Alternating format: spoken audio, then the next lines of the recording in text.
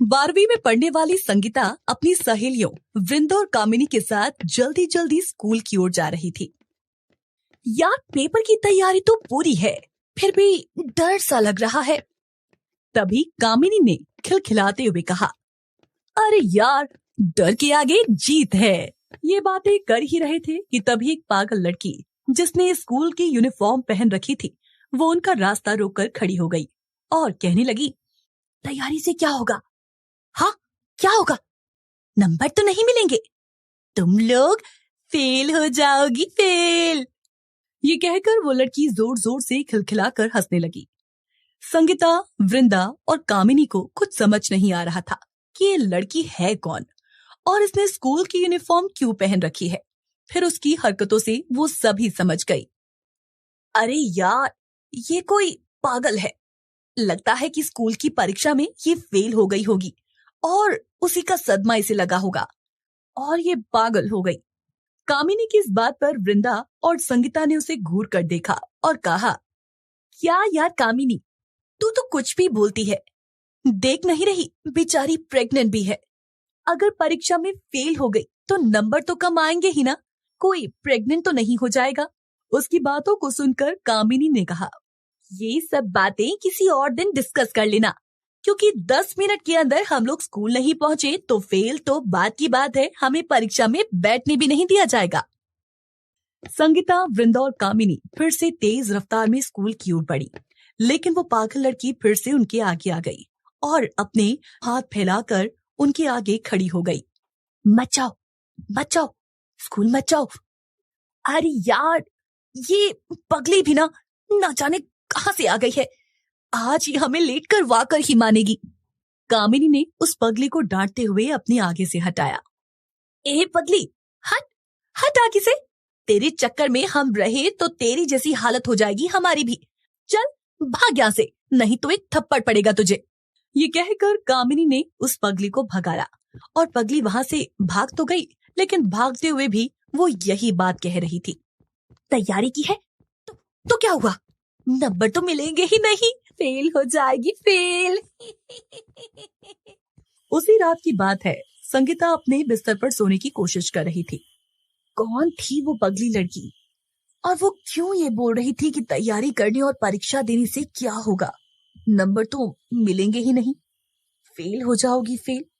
ये क्यों कह रही थी? संगीता के जहन में कई सवाल चल रहे थे, लेकिन एक भी सवाल का जवाब उसके पास नहीं था। कुछ दिनों के बाद की बात है। संगीता अपनी सहेलियों के साथ एक बार फिर उसी रास्ते से गुजर रही थी, तो उसने देखा कि वो पगली लड़की किसी औरत के साथ बैठी है और वो औरत उसे खाना खिला रही है। माँ, जल्दी से खाना खिलाओ ना, मुझे स्कूल जाने में देर हो जाएगी। तुम्हें पता है ना, आज मेरी परीक्षा है। वो औरत कुछ कहती नहीं, बस खामोशी से उसे खाना खिलाती रही। माँ, स्कूल वाले मुझे स्कूल में घुसने नहीं देते। माँ, आज तुम मेरे साथ स्कूल चलना, ठीक? अगर वो मुझे स्कूल में जाने नहीं देंगे तो मैं परीक्षा कैसे दूंगी? पता है माँ, मैंने पूरी तैयारी कर ली है, मैं इस बार फिर से फर्स्ट आऊंगी, देख लेना तुम। ये कहकर वो पगली लड़की अपनी जगह से उठती है और उस औरत से कहती है, माँ सुन, अब मैं ज्यादा नहीं खा पाऊंगी, देख मेरा पेट कितना फूल गया है खा खा कर, अब मैं जा रही हूँ। ये कहकर वो पगली बिना इस बात की परवाह किए कि सड़क पर बहुत ट्रैफिक है, तेज दौड़ लगा लेती है। चंपा, अरे ओ चंपा, चंपा रुक ना, अरे अरे रुक। उस पगली को आवाज देते हुए उसका गला भर जाता है और वो फूट फूट कर रोने लगती है। हमारी फूल सी बच्ची को उस राक्षस ने क्या बना दिया है। कितनी प्यारी बच्ची थी हमारी, पढ़ने लिखने में इतनी तेज, और आज तो इसकी पहचान पगली की हो गई है। वृंदा, संगीता और कामिनी जो इतनी देर से खड़ी उस पगली और उसकी माँ की बातें सुन रही थी, उनकी बातों को सुनकर उनकी आंखों में आंसू आ गए और वो उस औरत के पास गई और कहा, वो लड़की कौन है और आप कौन है उसकी? क्या हुआ है उसके साथ? आप किस राक्षस की बातें कर रही थी? सुनीता के हर प्रश्न को उस औरत ने गौर से सुना, लेकिन वो चुपचाप बैठी रही। तीनों दोस्तों को उस औरत की खामोशी चुभने लगी। वो बार बार उनसे वही सवाल पूछने लगी, लेकिन वो खामोश ही रही। क्या बात है, आप चुप क्यों हैं? क्यों नहीं दे रही आप हमारे सवालों की जवाब? अरे कुछ तो बोलिए, क्यों चुप हैं आप? बार बार सुनीता के सवाल पूछने पर वो औरत गुस्से में आ जाती है और कहती है, अरे क्या जानना चाहती हो तुम लोग? बोलो, क्या जानना चाहती हो? और अगर मैंने तुम्हें सारी कहानी बता भी दी तो क्या होगा? क्या इंसाफ मिलेगा मेरी बेटी को? नहीं, नहीं मिलेगा, क्योंकि इंसाफ करने वाले भी तो बिक गए हैं। आप ऐसा क्यों कह रही हैं? ऐसा क्यों लगता है आपको कि इंसाफ करने वाले बिक गए हैं? उसके बाद उस औरत ने उस पगली की, जिसका नाम चंपा था, वो कहानी बताई, जिसे सुनकर तीनों दोस्त के पैरों तले जमीन खिसक गई। बहुत तेज थी मेरी चंपा पढ़ने में, बहुत तेज। हमेशा वो अपनी क्लास में फर्स्ट आती थी। चंपा का सपना एक बहुत बड़ी अफसर बनने का था। वो हमेशा अपनी माँ से कहा करती थी, माँ देखना, मैं एक दिन बहुत बड़ी अफसर बनूंगी, फिर तुम्हें किसी के यहाँ झाड़ू पोछा करने की जरूरत नहीं पड़ेगी। चंपा को हमेशा स्कूल से प्राइज मिला करता था। उनकी टीचरों को भी उम्मीद थी कि वो बहुत बड़ा करेगी। लेकिन एक दिन सब बदल गया।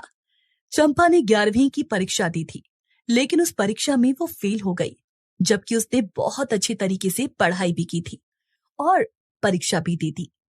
उसे समझ नहीं आ रहा था कि आखिर वो फेल कैसे हो गई। वो प्रिंसिपल से अपनी शिकायत लेकर मिली। प्रिंसिपल नया नया ही स्कूल में आया था। तुम्हें क्या लगता है, क्या तुम टीचरों से ज्यादा जानती हो? अरे मैं सब जानता हूँ तुम जैसी लड़कियों को। पढ़ने लिखने से कोई मतलब नहीं और चली आती हो कहने के लिए कि मेरे नंबर कम आए हैं। सर ऐसा नहीं है, मेरी परीक्षा बहुत अच्छी हुई थी। आप मेरा ट्रैक रिकॉर्ड देख लीजिए, मैंने हमेशा फर्स्ट ही किया है। हाँ तो क्या करूं मैं?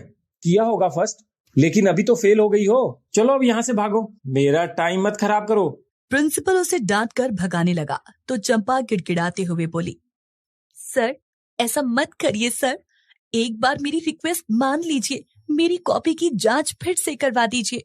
अरे तुम्हें समझ नहीं आती है क्या बात? नहीं मतलब नहीं, कोई जांच नहीं होगी दोबारा तुम्हारी कॉपी की। लेकिन चंपा बार बार रो रो कर अपनी बात दोहराती रही तो प्रिंसिपल ने कहा, अच्छा ठीक है, तुम इतनी जिद कर रही हो तो मैं दोबारा देखता हूँ। ये सुनकर चंपा के चेहरे पर राहत के रंग दिखे। उसी शाम जब स्कूल में छुट्टी होने वाली थी तो प्रिंसिपल ने स्कूल के चपरासी के माध्यम से चंपा को यह संदेश भेजा कि प्रिंसिपल सर ने उसे अपने घर बुलाया है। चंपा को कुछ समझ नहीं आया कि आखिर प्रिंसिपल सर ने उसे घर क्यों बुलाया। वो स्कूल की छुट्टी के बाद उनके घर पहुंच गई। अरे आओ आओ चंपा, बैठो ना। सर आपने मुझे यहाँ क्यों बुलाया है? अरे सब बताता हूँ, पहले बैठो, गर्मी बहुत है, ये कोल्ड ड्रिंक पियो। Cold drink? Thank you sir. Champa ने जैसे ही वो कोल्ड ड्रिंक पी, उसका सिर घूमने लगा और वो बेहोश हो गई। उसके बाद उस बदमाश प्रिंसिपल ने टीचर जैसे आदरणीय पद को शर्मसार कर दिया। चंपा को जब होश आया तो उसका पूरा शरीर टूट रहा था। उसे समझ नहीं आ रहा था कि उसके साथ आखिर क्या हुआ था। वो घर वापस लौट आई। उसने अपनी माँ से कुछ बोला नहीं। अगली शाम फिर से चपरासी के माध्यम से चंपा को प्रिंसिपल ने अपने घर बुलाया। क्या बात है, आज फिर से सर मुझे घर बुला रहे हैं। मैंने उन्हें अपनी कॉपी की दोबारा जांच के लिए बोला, लेकिन उन्होंने तो अभी तक कुछ नहीं किया।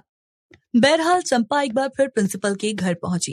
प्रिंसिपल ने एक बार फिर उसे कोल्ड ड्रिंक पीने दिए, लेकिन उसने कोल्ड ड्रिंक पीने से साफ मना कर दिया। इस पर प्रिंसिपल बिगड़ गया और कहा, तुम्हें अपनी कॉपी दोबारा जांच करवानी है कि नहीं? चलो पी लो ये कोल्ड ड्रिंक। चंपा ने डर के मारे कोल्ड ड्रिंक पी ली और एक बार फिर उसके साथ वही सब हुआ। जब उसे होश आया तो फिर से उसका सारा बदन टूट रहा था। वो किसी तरह घर पहुंची। इस बीच वो प्रिंसिपल कुछ महीनों के लिए छुट्टी पर चला गया। एक दिन की बात है, चंपा स्कूल से जब घर आई तो उसे लगातार उल्टियां होने लगी। उसकी माँ ने पहले घरेलू उपचार किया, लेकिन जब उल्टियां नहीं रुकी तो उसे लेकर अस्पताल पहुंची और अस्पताल में जाकर उसे पता लगा कि वो तो गर्भवती है। क्या? ये आप क्या कह रहे हैं? मेरी चंपा गर्भवती है? अरे डॉक्टर साहब, ठीक से देखिए, ऐसा कैसे हो सकता है? लेकिन डॉक्टर ने साफ कर दिया कि वो गर्भवती है। चंपा की माँ को कुछ समझ नहीं आ रहा था कि आखिर ये सब क्या और कैसे हो गया। वो चंपा को ही दोष देने लगी और कोसने लगी। लेकिन फिर चंपा ने अपनी माँ को प्रिंसिपल वाली बात बताई। हे भगवान, तुमने मुझे पहले ये सब क्यों नहीं बताया? चंपा की माँ पुलिस स्टेशन गई, लेकिन प्रिंसिपल ने अपनी पहुंच और पैसों का इस्तेमाल कर मामला दबा दिया। इधर चंपा को लगने लगा कि अब उसके सारे सपने खत्म हो गए हैं, अब वो कुछ नहीं कर सकती। यही सोच सोच कर वो पागल हो गई। चंपा की कहानी तो बहुत दुख भरी है, लेकिन अब उसे इंसाफ मिलेगा। हम दिलाएंगे उसे इंसाफ। संगीता अपने दोस्तों के साथ उसी समय एसपी साहब के ऑफिस गई और उन्हें सारी बातें बताई। एसपी साहब ने तुरंत ही मामले की जांच शुरू करवा दी और जल्द ही उन्हें सारी सच्चाई का पता लग गया। उन्होंने प्रिंसिपल को तुरंत गिरफ्तार कर लिया और उस इंस्पेक्टर को बर्खास्त कर दिया। प्रिंसिपल को 10 साल की सजा हुई, लेकिन इस बीच एक और घटना घटी। चंपा जब सड़क पर भागी जा रही थी तो उसकी टक्कर एक तेज रफ्तार ट्रक से हो गई। वो बेचारी भी मर गई। एक मासूम लड़की का अफसर बनने का सपना उस राक्षस के कारण सपना ही रह गया। दोस्तों, आप हमारे चैनल को जरूर सब्सक्राइब करें